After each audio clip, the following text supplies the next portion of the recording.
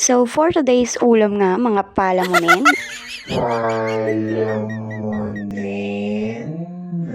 ay magluluto tayo ng crispy talong. Yan, kita mo yan? Wala kang ganyan. So, meron nga tayong mga talong dito. Pack magic! Kumuha ng itlog, paikutin, tulad ng ginawa niya sa'yo. At ilagay na nga natin ang hiniwa nating talong sa harina. Bilisan lang natin kasi gutom na nga yung palamunin.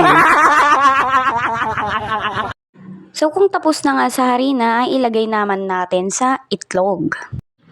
Ayan, sige, kaya mo yan. Isa pa. Galingan mo.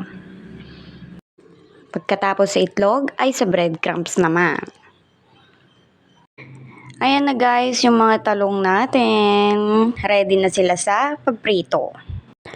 At dahil nga hindi na makapaghintay yung palamunin, ay prinito na natin to kaagad. Ano pang inaantay natin, di ba?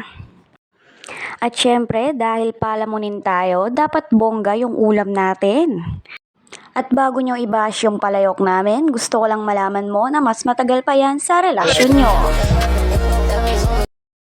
Hahangungin na nga natin to mga mare at ilalagay na sa lagayan.